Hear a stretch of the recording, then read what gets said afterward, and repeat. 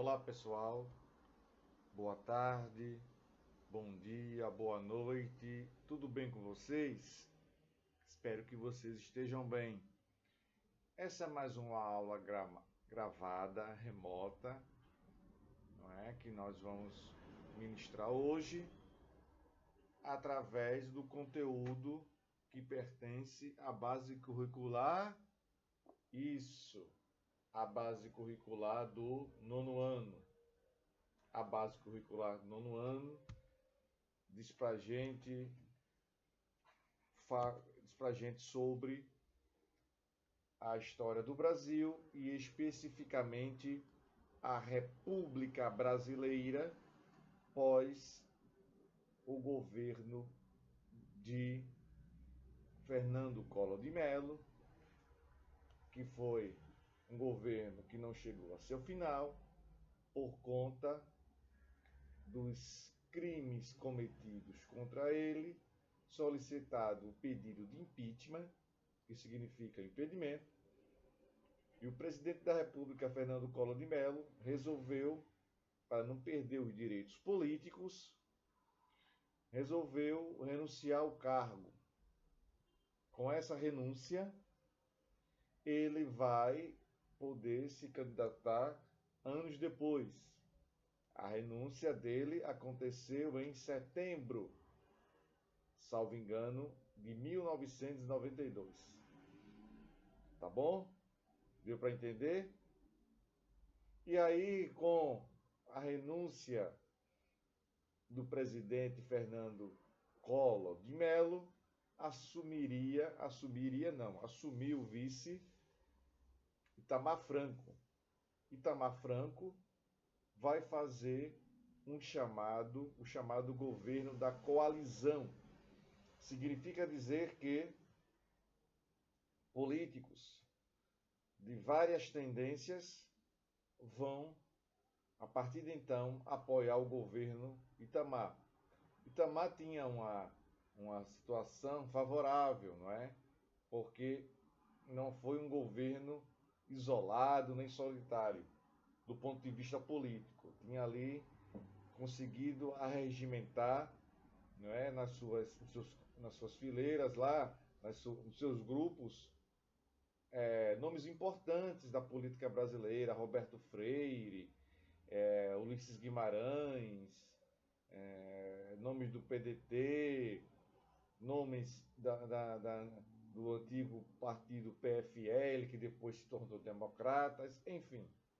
Conseguiu ali formar um grupo muito forte para ter um governo chamado governo tampão, um governo que não vai ser um governo que vai ter um mandato longo e extenso, mas vai substituir de forma até bem o governo Collor. Então, tinha-se ali o desejo de Itamar Franco de fazer investimentos na área industrial, fazer investimentos na área automobilística. Inclusive, ele era um fã do Fusca, fez com que incentivou, colaborou para que a Volkswagen novamente colocasse na sua linha de produção o Fusca, e o Fusca foi produzido novamente entre o ano 93 até 94.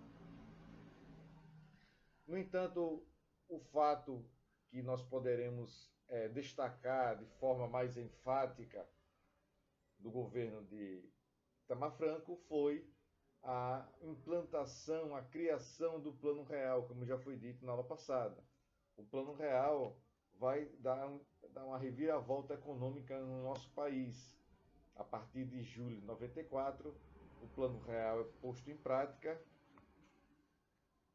através lá inicialmente da Unidade Real de Valor, URV, que o valor da URV vai ser equivalente ao dólar, a um dólar, e vai trazer uma referência, né, de estabilidade monetária.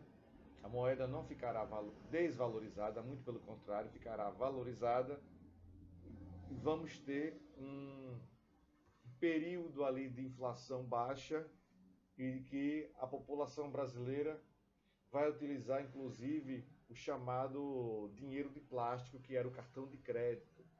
Até então não era interessante, né, na economia brasileira você utilizar cartão de crédito por conta da alta dos juros e a inflação corroendo tudo isso, e o poder de compra do salário também sendo muito corroído. E a valorização da moeda. Tudo essa conjuntura de fatores vai favorecer, vai fazer com que a economia brasileira possa respirar, né, e possa ter pontos positivos a partir desse momento.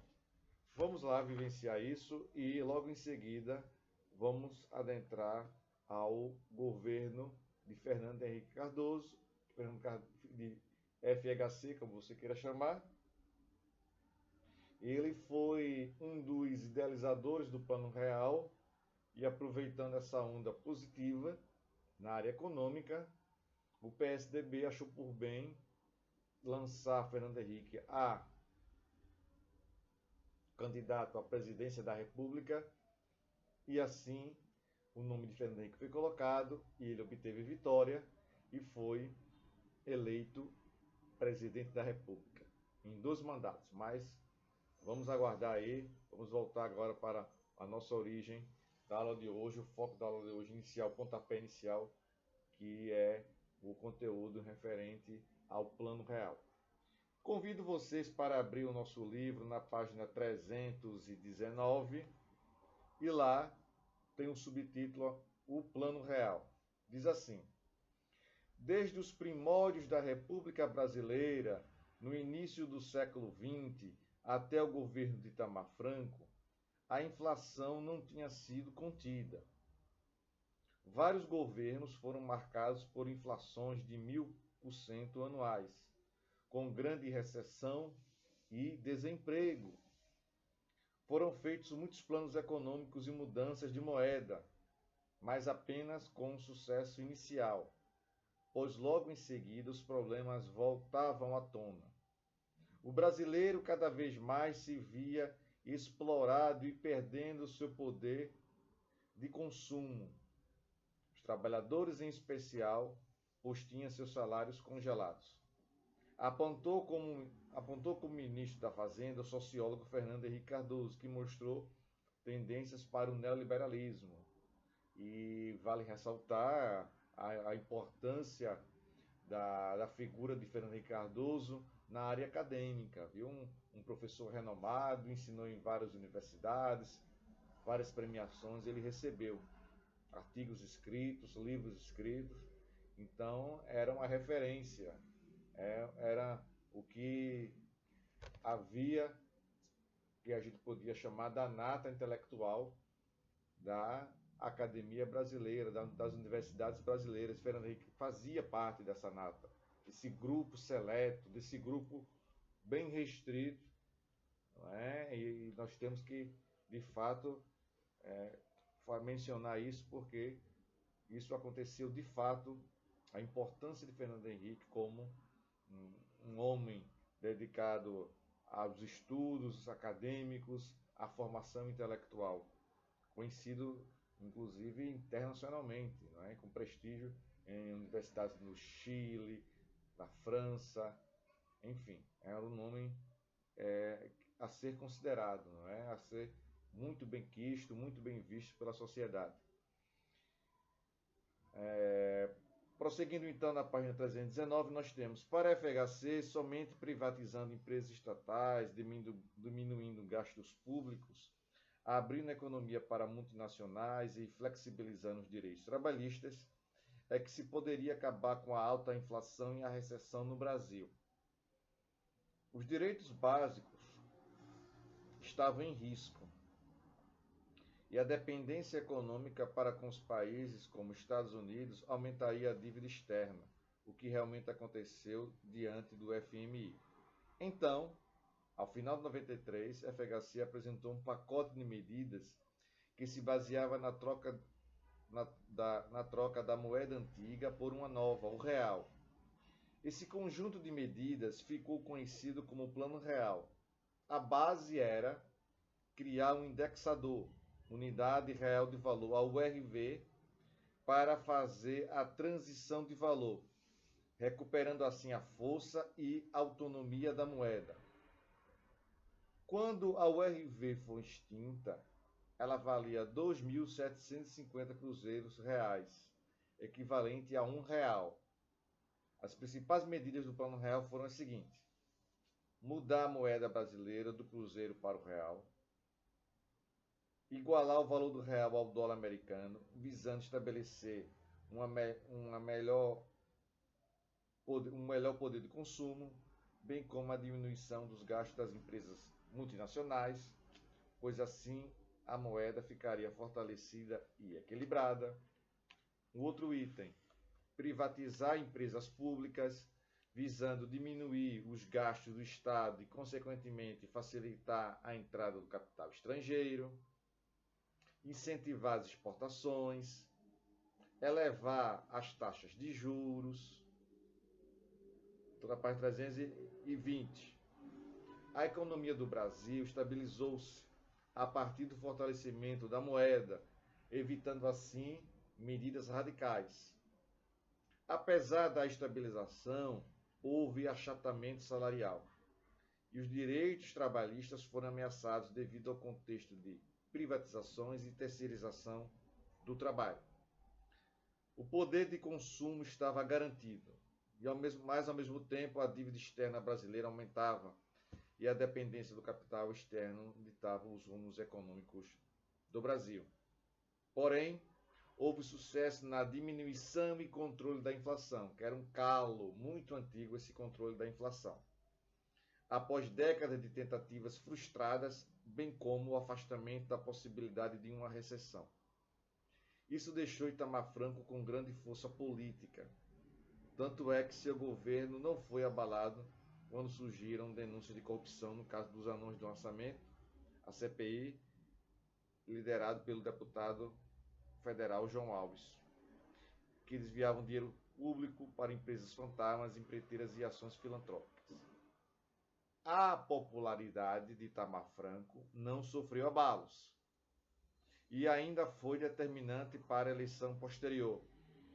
Foi formada uma chapa PSDB e PFL, lançando Fernando Henrique Cardoso como candidato a presidente e Marco Maciel como vice.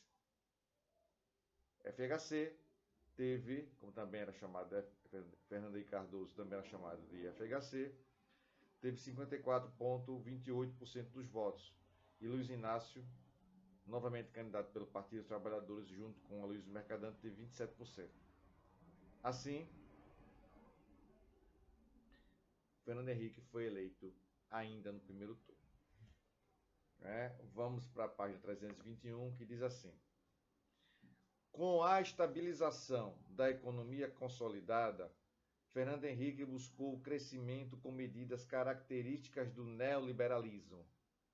Para isso, foi necessário alterar políticas por meio de leis negociadas com o Legislativo, pois o PSDB não era maioria no Congresso Nacional, tendo que se aliar com forças políticas para poder governar o Brasil, para poder governar o país. No regime presidencialista que acontece em nosso país, o governo ele procura ter maioria no Congresso, porque os projetos de lei, as emendas constitucionais, as alterações na Constituição, as leis mais importantes e menos importantes, elas são colocadas para que o Congresso possa avaliar. O presidente envia, o Congresso ele permite aquilo ali, aquela situação, ou não permite. Então, é um regime presidencialista em que o Congresso tem bastante força no Brasil. Então, é preciso, com isso, fazer determinadas alianças. Essas alianças, às vezes, o poder ideológico delas é um pouco confuso, a ideologia é um pouco confusa. Significa o quê, professor? Vocês poderiam me perguntar. Significa que você é de um partido que faz parte, é um partido que tem a ideologia caminhando para a direita, e você, partido de direita, ali aliás com o partido de direita, mas tem que fazer aliança com partidos de esquerda ou de centro. Na política acontece isso. Não é? E no caso brasileiro, de forma bem mais intensa. Então, foi a forma que se encontrou, a situação que se encontrou o governo de Fernando Henrique para poder estar obtendo determinadas vitórias do campo político, no campo das votações. Não é? E depois, não vou antecipar só uma situação, que em 97, Fernando Henrique Cardoso conseguiu a aprovação da emenda da reeleição em nosso país. Até então, os candidatos, como é que chamamos? Majoritários à presidência, ao governo do estado, dos estados, aos prefeitos das cidades, eles não poderiam se candidatar para um projeto de reeleição. Só poderiam ser eleitos uma única vez. Em 97, com essa emenda constitucional, esses cargos poderão ser reeleitos. O nome daqueles candidatos os candidatos poderiam ser reeleitos, não é? Pois bem, as principais, ainda na página 321, as principais medidas tomadas por FHC em seu primeiro mandato foram: mudança no conceito de empresa nacional, acabando com os monopólios do petróleo e das telecomunicações. A telefonia brasileira entrou no sistema de concessão, abrindo espaço para empresas multinacionais como a TIM e a BCP, que introduziram aos poucos os chamados celulares no Brasil. Houve uma privatização das telecomunicações. A empresa estatal chamada Telebrás, ela foi vendida de forma regionalizada, e as empresas privadas começaram entrando no mercado brasileiro. Até então, inclusive, você tem uma linha telefônica, você tinha um bem, você ficava inclusive horas e horas na fila para conseguir comprar aquele bem, e você poderia até alugar o telefone, a linha telefônica, aliás, você poderia alugar. Então perceba aí como a situação era a linha telefônica, nem todos tinham acesso. Com essa privatização, vai abrir essa possibilidade de maior número de pessoas ter acesso aos telefones. E agora a questão dos celulares. Né? A telefonia fixa deixou de ser das empresas nacionais. Prosseguindo aqui, a Telebrás se dividiu, como eu falei, em 16 empresas de telecomunicações nacionais, e o controle passou a ser da empresa Telemar em 99. E a partir de 2007, o controle passou a ser da empresa Oi Telecomunicações. Então houve a privatização da companhia Vale do Rio Doce, realização de uma reforma previdenciária, isto é, no fundo de aposentadoria estatal, limite dos valores de aposentadoria utilizando o fator previdenciário, de modo que alguns pensionistas acabavam recebendo apenas 40% a menos do que recebiam quando trabalhava. A aprovação da reeleição, para aquele que eu falei, para os mandatos executivos nas esferas federal, estadual e municipal. Cada mandato passou a ser de 4 anos e somente uma reeleição. Indo para a página 322, o governo FHC se iniciava com o controle inflacionário, a abertura ao capital estrangeiro por meio das privatizações e do incentivo às exportações. No plano geral da economia, a situação estava equilibrada, mas a população começava a sentir impactos diretos das medidas adotadas. Os serviços públicos foram reduzidos juntamente com os gastos, e a saúde e a educação continuaram sem maiores investimentos, dispondo de uma infraestrutura fragilizada. Aqui no nosso livro aparece uma foto muito interessante, Temos FHC aqui, Fernando Henrique Cardoso, presidente da República no seu primeiro mandato, e aqui ao lado a figura ilustre, inesquecível, marcante historicamente de Nelson Mandela, que foi presidente dos Estados Unidos, tem uma história muito bonita de luta contra a segregação, a separação, o preconceito que havia na África do Sul, não é? A segregação era oficializada naquele país. E ele conseguiu, com muita luta, fazer isso, fazer que a segregação deixasse de existir. Na África do Sul, a divisão ali, o preconceito dos brancos para com os negros, a segregação que era oficializada, ele conseguiu chegar ao poder e acabar com essa situação muito constrangedora, muito chata que acontecia na África do Sul. E terrível, não é? Fora de qualquer propósito, essa situação que acontecia na África do Sul. Na educação, o Brasil ainda tinha altos índices de analfabetismo e fraco desempenho escolar. E não houve investimento significativo em universidades públicas. A indústria brasileira e a produção agrícola não conseguiam competir com as multinacionais e o capital externo. As exportações tinham redução de juros, taxas e impostos. Em contrapartida, a produção nacional pagava altas taxas. O poder de consumo diminuiu em consequência do aumento do desemprego.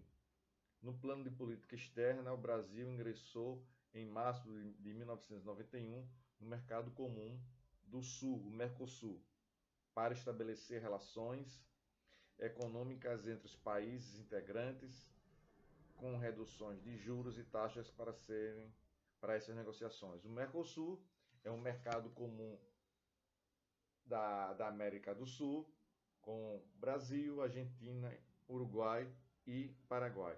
Depois vai entrar a Venezuela e vamos ter também aqui a possibilidade de uma aliança entre todos os países da América, não é? A área livre de comércio da América, a ALCA, que não vai prosperar, fica embrionária, uma discussão se pode, se não pode, como é que seria isso, mas não vai à frente, não é? Não vai à frente.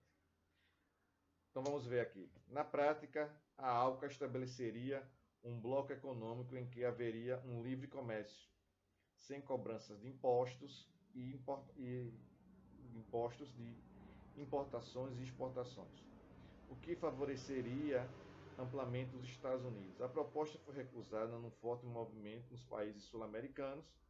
As bases centrais da política econômica do Mercosul quanto à sua fundação foram, saindo da página 222, indo para a página 223, nós temos: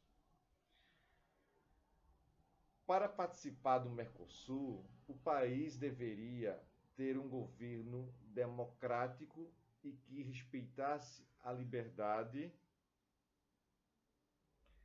individual e política de todos os cidadãos. Outro item, foco no estreitamento das relações econômicas com a Comunidade Econômica Europeia. Outro item, qualquer mudança econômica de algum país integrante do Mercosul teria de ser avaliada pelos outros integrantes, a fim de se evitar qualquer prejuízo entre essas nações.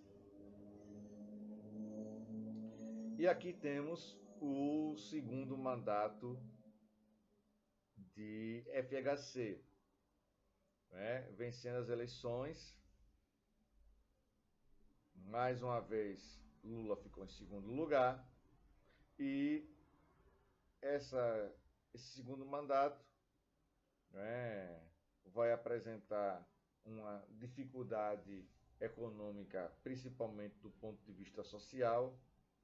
As dívidas públicas começam a crescer, há uma situação de dificuldade na economia de forma geral. Não é uma situação ali por volta do ano de 2001, e temos as eleições em 2002. Dois mandatos de Fernando Henrique. Nas eleições de 2002, Luiz Inácio Lula da Silva mais uma vez se candidata à presidência da República e, dessa vez, ele obtém a tão sonhada vitória nas urnas. Mas esse conteúdo eu vou detalhar para vocês, explicar para vocês de forma muito aprofundada na próxima aula, tá bom? Espero que vocês tenham compreendido o conteúdo, tenham entendido. Um forte abraço para vocês, se cuidem, estudem. Tchau, nono ano, e até a próxima. Tchau!